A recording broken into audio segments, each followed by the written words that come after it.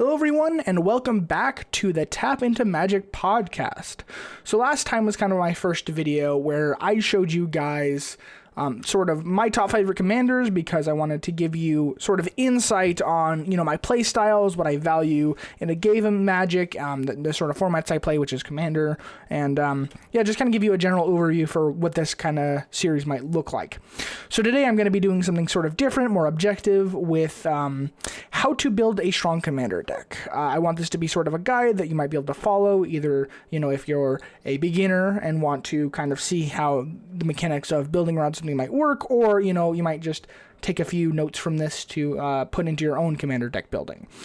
So there are a lot of different things that go into not only picking a commander but building around it, and really for a lot of people the hardest part is picking it, because there are I can't imagine, I gotta believe hundreds at least, if not thousands. There are so many legendary creatures in the game, and with sets that have been coming out recently, like we got Dominator United, which the whole point was legendaries. We had March of Machines, which was kind of like our end game, so of course all the legendary creatures that everyone knows and loves is going to be coming back, new versions of them, old versions of them, and then most recently, which might date the video a little bit, is Lord of the Rings is the new one that everyone's kind of gawking at for many reasons, but mostly because there are so many creatures and they went so far with the lore, and so you have a bunch of these legendary creatures to now pick from, some of them being good, some of them being bad, but most of them being pretty fun to build around. So one of the biggest parts about finding a commander to build that I've seen people sort of stumble with, because I've shown a lot of people how to build these decks, a lot of beginners, and they kind of go for, what's this kind of shiny thing, or like the creature type, cool. And they don't really look at the rest of the card, or they don't have the game knowledge to sort of see, if I were to build this, what cards could I throw in? Because that's something I always think about immediately is, okay, what can I do to make this commander strong? What is its greatest strength? So you really want to play to whatever you're doing, and whatever playstyle you're playing with, you want to build to those strengths. You want to do what the commander wants to do, and the easiest paths to do that. You want to be efficient with it. And so there are many decks that are usually gunked up with a lot of stuff that might have sort of half synergy that doesn't really work out. So one I would say is sort of a bad example is the Bird Advisor, the white giant owl from Strixhaven, Mavinda Student's Advocate. So this card at first seems really cool, and then the more you read, the kind of worse it seems to get. So it's a 3 mana, mono white, 2/3 with flying, and pay 0. You may cast target instant or sorcery card from your graveyard this turn. That spell doesn't target a creature you control, it costs 8 more to cast this way. If that spell would be put into your graveyard, exile it instead, activate only once each turn. So this has a lot of problems, and this kind of starts with the fact of the extra cost you have to pay. So you want to pick something with very few clauses, and this has let's see, 1, 2, 3, like 4 or 5 different clauses just for the one simple aspect of casting something from your graveyard. That's all it wants to do, but there are too many different ways that you have to sort of skate around to be able to do it in an efficient manner. So normally, even if you said this card would only be able to, do this once per turn is fine. If you can only do that, even if you said only at sorcery speeds, would only be your turn. And if you only said once per turn, activate as a sorcery, so you literally can only do it on your turn once ever, that would still be a pretty good ability. The fact that if it targets creatures, it costs more, and then it exiles itself. Exiling itself makes sense because there are a lot of ways to abuse that, especially if this is not your commander and you decide to run blue. There are a lot of ways to get infinite turns, and that goes out very fast. So the exiling effect is there so it doesn't break the game. But the fact that really all this wants to do, because you have to pay 8 extra, which in most cases is not worth it to try to use this ability, is trying to target one of your own creatures, which is okay. We can work around that. You can be like, okay, I'm going to give, one creature protection from stuff. I want to do what is known as Voltron, where you are piling a whole bunch of keywords and a bunch of counters and making one big thing stronger. This can't really do that much either. And the reason for that is you can still only do it once per turn. So even though you can still do it on someone else's turn. You might be able to instantly cast something from your graveyard using something else. Not only do you still have to have this commander on the battlefield, but its ability still requires you to pay it. You don't cast it without paying its mana cost. You still have to pay for the spell that you're casting. So it's not really doing much more than giving you access to your graveyard slightly. And even then, it's highly restricting that. So best case scenario, you are able to cast a spell, get one creature slightly larger. That's the extent of what it can do. And that's another part of looking for a commander is what is its ceiling? What is the best, what is this looking at its, highest level? And honestly, this commander doesn't really do enough to have a high ceiling. The highest you can do is, maybe you have a card in your graveyard that cares about other cards on the battlefield, or something that makes it a big enough creature that you're attacking with, or maybe it makes it fly so you can get over your opponent's creatures, or something that allows you to do this. Even if you can get around and you're playing this more mana-wise, so you can pay for that 8 cost, you're still paying 8 mana for whatever your spell, meaning that if you're at the point where you have that mana, either the game's already ended, or you probably could have just cast the spell normally anyway, and have one in some other sort of direction. 8 mana is a lot. If you're thinking about it this way, not only do you have to have the card in your graveyard that you're trying to cast, you have to have this on the battlefield for 3 mana, and then have to pay 8 for that ability. So that's netting 11 mana plus some extra costs. It's just too much. That's long and short of it. It is too much to have to build around. So you would definitely want something that is able to go off very instantaneously. What is something that, okay, there's not much, let's say if I draw cards, something happens, and that's all you have to do. Something that is very much, it doesn't have to be one note per se, but something that does not require a bunch of prerequisites to be able to trigger, or maybe has a static ability that allows you to do something that does not require a whole setup for it to go off. You want to be able to use your commander as fast as possible, and in as many ways as possible. So for this video, or I guess I should say podcast, you can go watch it on YouTube at Enlightening Tutor. Little thing there if you want to go see other videos as well. If you're not watching it on YouTube, this is also on Spotify and those sort of things. If you are, there, vice versa, go check that out as well. But we are going to be running Athreos, God of Passage. So this commander is a legendary enchantment creature, a god from the Athreos region. It costs 1 colorless, 1 white, and 1 black. It's only a 3-drop for a 5/4, and it has indestructible. So right there, that's a pretty good stat line. 3 mana for a 5/4 by itself, even though you have to have devotion for it, because this is not a creature unless your devotion to black and white is at least 7, which can work in 2 different ways. So because it has indestructible, it's already hard to get rid of. But the fact it is not a creature makes it extremely hard to even exile, because you can't destroy it normally. It keeps indestructible the whole time. You would have to have, enchantment exiling abilities, which most colors do not have. It's really just white now that I think about it. Green has a lot of destroy enchantment, but not a lot of exiling ability. So he's really hard to get rid of. He's not that costly. Turn 3 is not that hard for this, kind of commander in these colors. That's pretty easy to get out. But the thing that we care about is its real ability that says whenever another creature you own dies, return it to your hand unless target opponent pays 3 life. So that ability is extremely powerful. And I bet even at the beginning level, a lot of players can see that. You have your big stompy 7/7 flyer, whatever. You have a big thing, it gets killed somehow.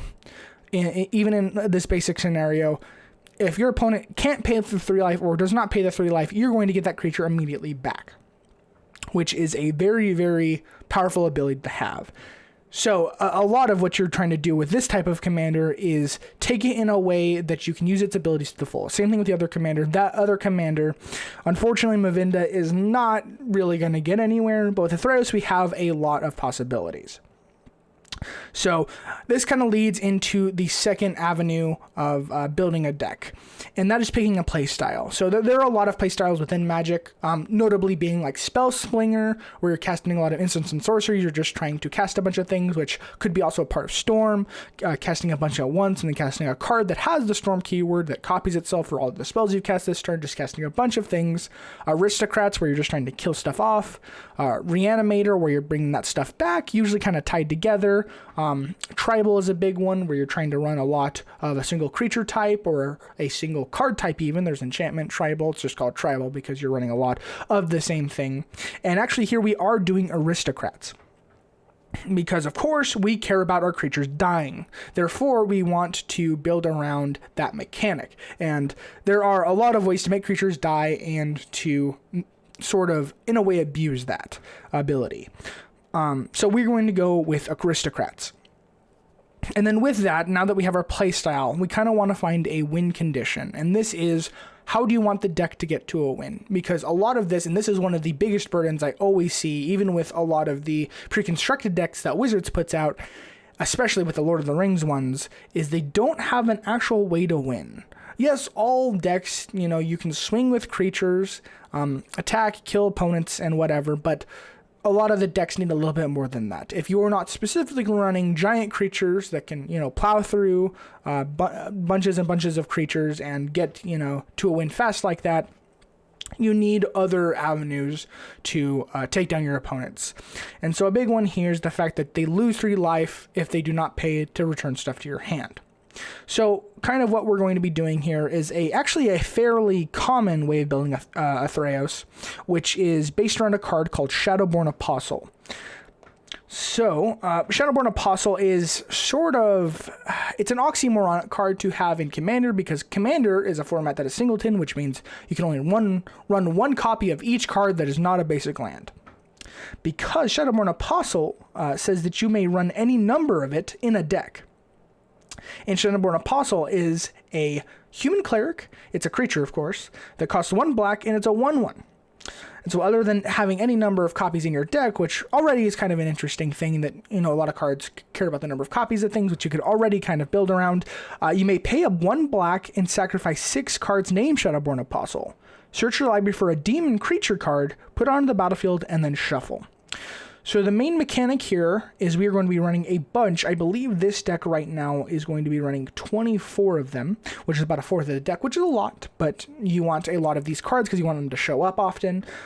So you want to get as many of these Shadowborn Apostle out, at least 6, sacrifice them, go grab a demon, and then because with Athreos out, when you go to sacrifice them, those die. For each one of them, you can choose any opponent, preferably the same opponent. If they don't pay 3 life per creature, 18 life, we'll be able to return all those cards to our hands. And then, of course, it's only 7 mana to play them all out and then do that again, get more demons, and sort of abuse this mechanic. And that kind of rolls into the next thing on the list is abusing game mechanics. And this is sort of an optional thing. You don't have to go super hard in abusing game mechanics. It's just the most effective way of sort of detailing it.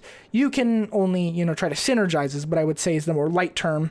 But I am all for abusing mechanics. So we have thrown everything in here that definitely allows us to use every part of this commander to its fullest. So of course, the main thing is get these Shadowborn Apostles out, sacrifice them, bring them back, and keep getting as many demons as we can. And so that kind of goes into synergies. And so that is also part of the next part of it that kind of ties into the last part is synergize everything. So what we were trying to do here at the base level is take our commander and take every aspect that we can into account for what other cards turn in the deck. So if you really wanted to, you could run, because he's an enchantment, you could run this as enchantment tribal. Okay, I'm going to run a bunch of enchantments. The only problem with that is if you can't sacrifice them, if they're not enchantment creatures, his abilities won't matter as much. So what we're really going to be focusing on here is the death triggers only. He doesn't really have a lot of other aspects. There are some other commanders where, I have an elf commander, I'm going to make more elves. It cares about +1/+1 counters. I'm going to have those elves give me +1/+1 counters and a lot of that type of different things. Here, we really care about creatures dying. So there are many aspects to death that we can build around. So not only do we have the specific type of creatures dying, which are clerics. These Shadowborns are clerics. And there are other cards that are in black and white, and usually both, that care about clerics dying. So one of these cards is Shadowrite Priest. It's a 2-mana 2/2 human cleric that says other clerics you control get +1/+1. So even if we didn't want to kill them immediately, we can make them a little bit stronger. But it also says pay 5, 3 colorless and 2 black, Tap it, sacrifice another cleric, search your library for a black creature card, put it onto the battlefield, then shuffle. So what this is also allowing us to do is actually pay a little bit less, only having to sacrifice another cleric and 5 mana. So really, instead of paying the 7 that we would have to, just tapping him and paying 5. So really netting ourselves 2 mana and getting any black creature. So this doesn't have to be a demon. It could be anything else that may help us get to our win condition. And we are running a lot of demons, which I will kind of get to that last because that is the more basic element. They matter less about what they do. It's more about getting those demons out to perform whatever actions they do. And some of them are pretty brutal. But we are trying to get all the value out of our creatures dying. So there are a lot of creatures, and that's a big part of aristocrats, is saying, oh, whenever a creature you control dies, something happens. Or whenever a creature you control hits the graveyard, something happens, because they do die, touch the graveyard, and then will go back to hand, and so forth. So one of the biggest ones is Blood Artist. And Blood Artist just says, whenever this or another creature dies, target player loses 1 life and you gain 1 life. So now when we're sacking all of our Shadowborn Apostles, not only are we going to make someone maybe lose 18 life, but for those 6, we can also make them lose an additional 6 no matter what. So that is another big thing. And of course, for each of them dying, we also gain that life. So that's even more value off of them. And we are running black creatures. So we have Ayara, First of Lochthwain, who cares about our black creatures. She is an elf that says whenever she or another black creature enters the battlefield under your control, each opponent loses 1 life and you gain 1 life. So again, you can see that if we were running her as well, we would have even more value from both the Shadowborn Apostle entering our battlefield and then leaving our battlefield. So she is another one of those that every single aspect of what we're doing, we want to sort of maximize. And then, as a redundancy, we have Drivnod, which Carnage Dominus, one of the 5 that doubles triggers of a certain type. And this creature doubles death triggers. So that means whenever one of these creatures die, not only does Blood Artist trigger an additional time, so you'd get 12 off of Shadowborns, but Athreos would trigger an additional time. So an opponent would have to pay 36 life, 6 life individually for each creature, unless they wanted to allow you to return them to your hand. Which makes it really hard for them to be able to ever pay that, and especially in something like Commander, even though you have 40 life, you do that one time and you're back to 6. So you could maybe get rid of 1 more creature before you would end up dying yourself.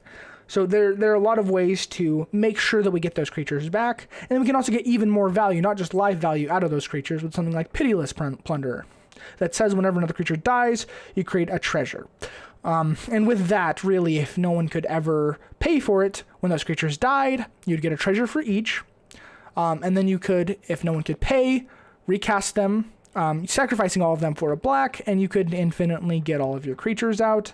And yeah, there are a lot of ways to abuse this. And like I said, you could go more synergistic and just have a few of these little things, but playing into the abuse makes it a lot stronger.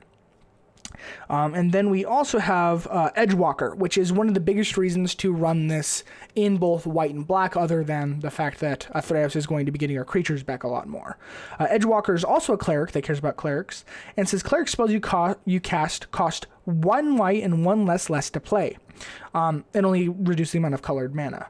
But because our Shadowborn Apostles only cost a black, they will all be literally free. So this is one of the only cards in the game that I've seen thus far that reduces a cost to less than 1 colorless. A lot of time stuff will reduce costs, but they will never allow itself to drop below, because a lot of times this is what happens. So any of our clerics, not only do they just cost less, they will literally be free in the case of Shadowborn Apostle. So anytime, if we had that Pitiless Plunderer out, sacking these creatures, we would actually be netting mana every single time we did this, and would, in a sense, get an infinite mana, which is another big part of it.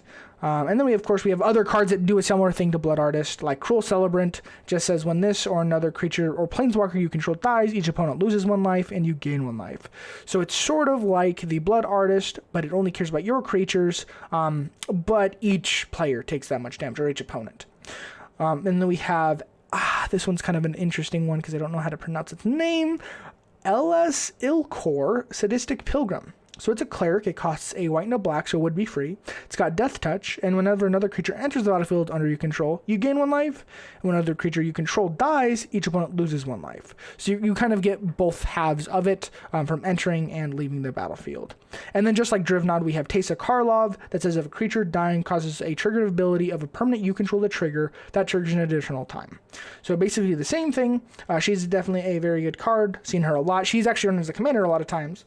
And even her would actually be a great one for a Shadowborn Apostle deck, but because we're already running Athreos, kind of gives that a little bit of extra value since we can get them back, and it gives creature tokens you control Vigilance and Lifelink. So she would also be a fairly good one to run for that as well. And we have other stuff like Zulaport Cutthroat that sort of just does a similar thing to losing life, gaining life. And that's most of the sort of things we care about death triggers. And now let's get on to the demons. So that's the big ones. So what are we actually trying to do with these Shadowborn Apostles? What are they netting us? And so I have to say the biggest one here, and the one that most people will recognize immediately, is Archfiend of Despair. It is an 8 mana 6/6. It's a demon that flies and says your opponents can't gain life, which is also just by itself a big amount of card text. In importance, not a lot. That's literally 2 lines, but it's that sort of card text makes it shuts entire decks off. Is a lot of times if you have anyone that has a lifelink deck or that cares about life gain in general. That's not happening. Being able to deny your opponents access to any sort of resource is a big part of the game. And it's not like we're playing stacks, but it does allow them to not really ever recover from whatever you're doing. Normally people can bounce back. They may not have a lot of life gain, but maybe they have a little bit, or can gain life in some sort of way, and being able to just negate them from one of the most precious resources in the game is pretty big. But the bigger part of Archfiend of Despair is that it says at the beginning of each end step, each opponent loses life equal to the amount of life that player lost this turn, which sounds kind of weird and redundant, but it basically doubles life loss. So if you hit an opponent for 6 damage, not only can they not gain any of it back, but at the end of their turn, they lose 6 more life, which is huge. So this is kind of our doomsday sort of creature that really is sort of towards the end of the game that will get us to that win. But we have other creatures like Razaketh the Foul-Blooded. It's another 8 mana 8/8 with flying and trample. And it says pay 2 life. Sacrifice another creature, search your library for a card, put it into your hand, and then shuffle. So this, again, is by itself a huge proponent for our deck. A lot of times we're gaining life from sacking our creatures, which is a big thing, and our Shadowborn Apostles are very indispensable. But by paying that 2 life and sacrificing that creature, we get any card in our deck, so it kind of speeds us up even more. So if this is your first creature out, you can go, if we don't have Edgewalker out, we could go grab that, make our Shadowborn cost nothing, or grab any of our combo pieces to sort of get us to the state where we can drain all of our opponent's life totals. One of my favorites is actually Sower of Discord. It's another demon, 6 for a 6/6, funny enough. It has flying, of course. I think most demons do. Most demons are flying because, they have wings. They're kind of bat people. I have seen some without, though. Demon's kind of a broad term. But Sower of Discord says whenever it enters the battlefield, you choose 2 players. Whenever damage is dealt to one of those players, the other player also loses that much life. So this one's a little different. It cares about damage dealing and not life loss, but still, this basically means in almost any scenario that when one person gets out of the game, so will the other. So anything that you do, any damage you're dealing with them with, maybe using these creatures flying over theirs and hitting them directly in the face, will kill them twice as fast, and is just a good sort of card for efficiency. And it's still a giant 6/6 flyer. Next up, we have Villas Broker Blood. Funnily enough, another 8 mana. These are actually fairly expensive casting cost demons, but again, we don't really care about that because once we have our Shadowborns out, we only have to pay a max of 7 mana to get them out. So we're really getting a discount on most of these, and the other part of it is we're getting them out from our library. We're tutoring them up. So Villas is a demon that flies, of course, but you can pay a black and pay 2 life, and target creature gets -1/-1 until end of turn. So kind of an interesting one. If you can get, that infinite mana like we were talking about earlier, you can wipe the entire board. But it also says whenever you lose life, you draw that many cards, which can actually be extremely dangerous because if we're losing life infinitely, this does not say may. So you always have to draw the cards whenever you're losing that life.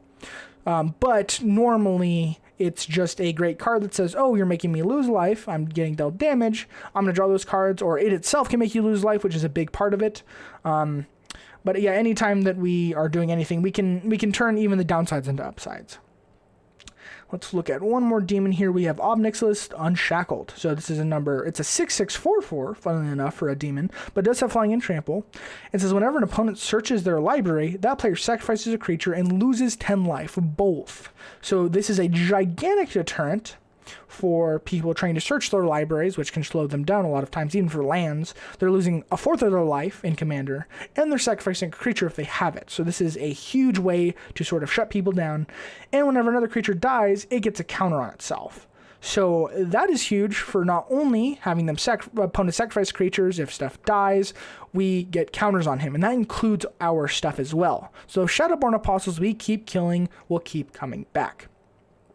So as I've kind of shown you here, those are just the creatures. There is so much energy you can put into this, and if you can see through each individual creature, we're sort of building on Athreos, but really what we're more building around is what Athreos cares about, which are the Shadowborn Apostles. So we're building around not only do they only cost a black, that's a big part of it. We're playing around having a lot of them, which I will get to later, more about the copying things. But we're playing around both them dying and them coming back and the demons that they will get for. So every single part of this deck is caring about itself. So all the text matters. Everything that you're doing, okay, how can I make one card as useful as possible? That's the biggest part of it. So not only are we getting stuff from their death, we're getting these demons that are going to help us win, but we can also get a bunch of other value from that. All right, so let's go into some of our artifacts. So the biggest one here is Phyrexian Altar, which is just a 3-mana artifact that says sacrifice a creature, add 1 mana of any color. So with Shadowborn Apostles, we can sacrifice them for mana. We can get them back maybe, recast them. If we have Edgewalker, that's just infinite. So a lot of ways to immediately do that. Just get all your triggers off. And then next, the big one here, and one of the biggest parts of the deck for building towards a win con is Thrumming Stone. And it's not a card you actually see in Commander much because it usually does not work. It's a 5-mana legendary artifact that says spells you cast have Ripple 4. And Ripple is whenever you cast a spell, you may reveal the top 4 cards of your library. You may cast spells with the same name as that spell from among the cards revealed this way without paying their mana costs. Then put the rest at the bottom. And the reason why this is so big is, okay, normally you cast a thing, that's whatever. But now when you cast your Shadowborns, you're going to reveal the top 4, and as I said before, 1 in every 4 cards in the deck are going to be Shadowborn Apostles, so your odds of hitting one is 1 in 4. So most likely, one of these 4 cards at least is going to net you a Shadowborn Apostle. But that Ripple ability also allows you to cast again. It is not a one-time thing, so if you do manage to hit that creature, you hit a Shadowborn Apostle, the entire process repeats. You reveal the top 4, if you hit a Shadowborn, you do it again. And one of the best parts is if you were to hit 2 or more Shadowborn Apostles, each of those stack. So if you get lucky and get multiple, that will take you even farther. So a lot of times, this is just going to get you every single one of your Shadowborn Apostles onto the battlefield, which I actually made specifically sure that it's 24, which is divisible by 6. So you could pay 6 mana, sacrifice 24 of these creatures, which is a huge swing if you have any sort of death triggers, and get all of the 6 total demons onto your battlefield, which is most of the ones we care about. So that really, honestly, is one of the biggest cards in the deck that really matters, is that Thrumming Stone, being able to cast all your things. It basically guarantees you a win. And next, let's move to the instance. For instance, we sort of just have another part of the deck building process, which I kind of want to put in here, is the slapping in of staples. So staples are just sort of cards that go in any deck that you can run them. They're just cards that are very widely used because they're extremely useful. So instance here, we just sort of have all the staples that you'd want for either black or white. We have Anguished Unmaking, exile target non-land permanent, Path to Exile, exile target creature, Swords to Plowshare, same thing, Dark Ritual, giving us faster mana, Village Rites, sacrificing creatures to draw cards, Dire Tactics, exiling a creature, and if you don't control a human, you lose life equal to that creature's toughness, but all of our apostles are humans, being able to kind of skate that around there. And then if we are not able to somehow get our creatures back with Athreos, we also need to care about reanimation. So going into sorceries, we have something like Living Death, which, sort of summing it up, just allows you to switch all graveyards with all battlefields. So all creatures die, or actually they, so all creatures will die, and all creatures in graveyards get exiled, and those exiled creatures go back. So all the creatures die, go to graveyard, all the graveyards come back. So the biggest part of that, you're recovering from board wipe, and maybe you have a bunch in your graveyards, and really where you want to play this card the most is when a lot of other people don't have that. They have everything on their board, nothing has really died, and you want as much stuff as possible, so you can kind of get that asymmetric swing of creatures. So get a bunch of your Shadowborns out. Okay, I didn't get to get them all back. Cool, well, I'm going to just return everything back to the battlefield. And this is actually a card that works really well with Athreos. If you do not meet the devotion, which a lot of times you will, just because, you're having 6 other creatures on the battlefield, which with Athreos himself meets the devotion. But if you can somehow avoid that, he's not a creature normally. So he will not even be affected when you end up doing this, which is a very cool thing. And then we have a lot of things that kind of go with that. One of them being a Moral Servitude. It's an X, and then 3 hybrid mana of white and black, where you can pay either. And it says, return each creature card with converted mana cost to X from your graveyard to the battlefield. So, of course, Shadowborn Apostles only cost 1 mana, so you throw a 1 into the X spell. You're basically playing 4 to put all your Shadowborns from graveyard to battlefield, which is a huge effect. Definitely a good one for this sort of deck. And then now we're kind of getting into, with Secret Salvage, the abusing the singleton rule that we would normally follow, with having multiple copies of the same card in your deck. So Secret Salvage says, it's a 5 mana sorcery that says, exile target non-land card from your graveyard. Search your library for any number of cards with the same name as that card, reveal them, put them into your hand, then shuffle. So this card is also another one of those that is going to probably immediately win us the game, because even if you only have 1 or 2 Shadowborn Apostles in your graveyard, you exile 1, you grab all the rest. It is a very, very huge card to be able to run in the deck, being able to get all of your stuff. And again, one of the sort of biggest parts of the deck, I'm trying to find a word here, linchpins, I guess you could say, I think that's what I was looking for, is that Voidwalker, or Edgewalker. I want to say Voidwalker for some reason. Edgewalker. If you can make those cost 0 and you have him on the battlefield, you can just immediately play all those things. So that is a big, big power swing again.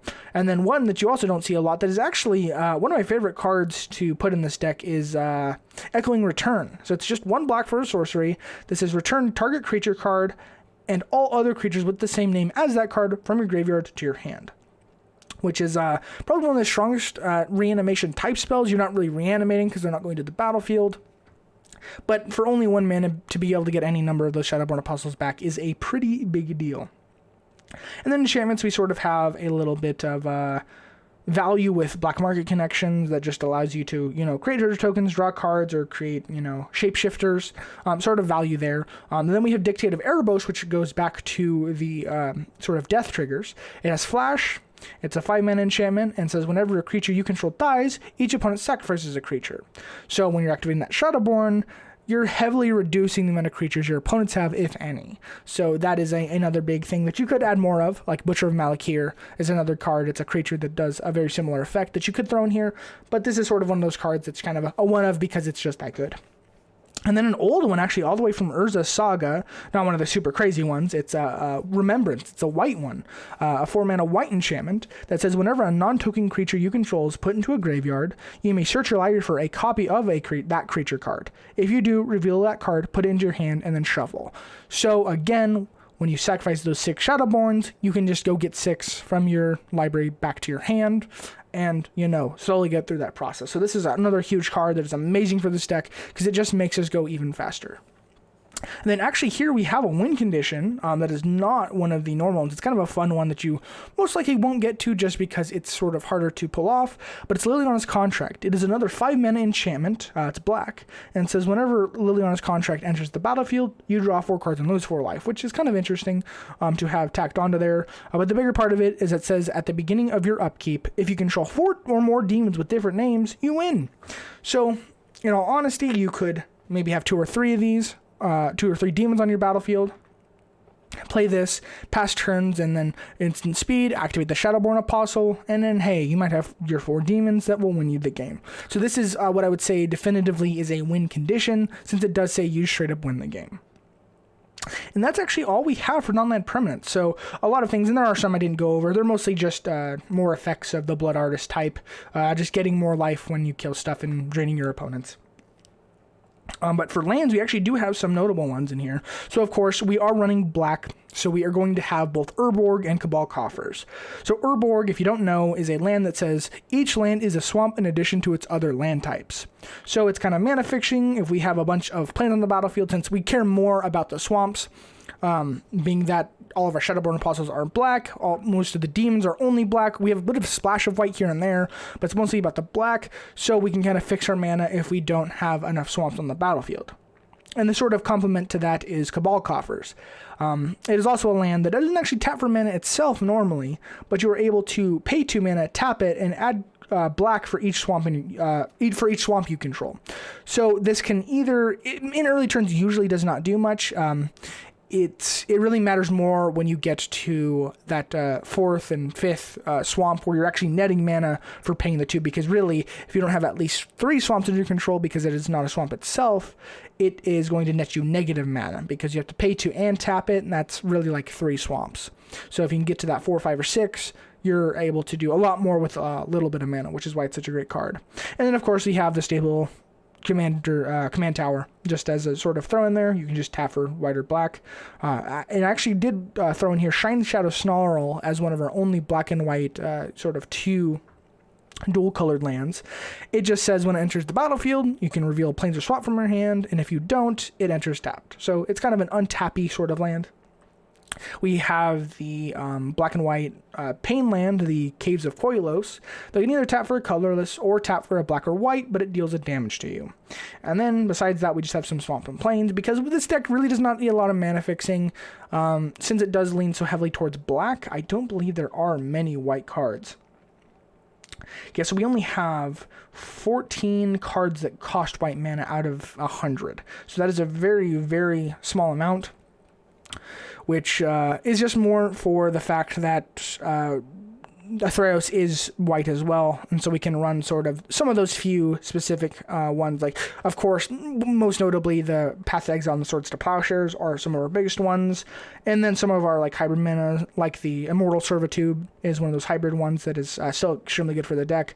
It's just more about the fact that Athreos allows us to bring those Shadowborn back, that we are actually running him in general. Actually, before, one of the demons I did not talk about, I did actually have a mock of this deck that was Tabarax. So Tabarax also really cares about not only death, but death of clerics. So I'll go through him as well. If you didn't want to run this both white and black, you could just run this mono black, and I would definitely pick him as your commander. So Tabarax is a 3-mana 2/2 with flying, so a very, actually pretty small demon. But he says that he has lifelink as long as it has 5 or more counters on it. So you get those counters by sacrificing, or not sacrificing. They really should have probably changed this text. I don't know if there's like a specific order, but the bottom part just says, whenever another non-token creature you control dies, you put a +1/+1 counter on him, and if that creature is a cleric, you may draw a card if you do lose a life. So the big part here, with all that word mess that I just spewed out there, we have with Shadowborn Apostles, you're sacking 6 creatures, which not only gives him counters, which will give him immediately, will make him bigger, it'll immediately make him an 8/8, and give him that lifelink. And because those are all clerics, you can decide to draw those 6 cards and lose that 6 life, which really isn't that bad for life loss, and you're drawing more cards. So you're not only getting the tutor, making him immediately a lot bigger, giving him lifelink and all that great stuff. He's actually, I think, mono black, one of the better Shadowborn you could run. And for him specifically, I'm pretty sure he's mostly just run for Shadowborn, because he just synergizes so well, which I'm guessing was in mind. But yeah, that's kind of the sort of overarching view of the deck. And that was another part of it that I kind of want to touch on, is the mana base. So the big thing that I kind of want to say here is to keep the mana base clean when you decide to build it. And what I mean by that is, a lot of people I see, and they do this a lot in the decks, and I sort of get it. And it definitely depends on your play style, but run more basics than you think you need. And that's not to say run more lands, but I see a lot of people running all these tapped dual lands, and if your deck does not need a lot of mana fixing, like this deck, I didn't add in almost any dual colored lands. It's mostly stuff that I already had. because the mana fixing is not very needed. Yes, you need to have white in the deck still, but you don't have, besides the demons, you're not having a lot of specifically multiple black pip cards. It is pretty much just the one black you have to pay for the Shadowborn, and they only cost one black to sacrifice them all. So there's not a lot of multi-pip stuff in the deck. There's very little you have to do to have the dual lands. You don't really need the mana fixing.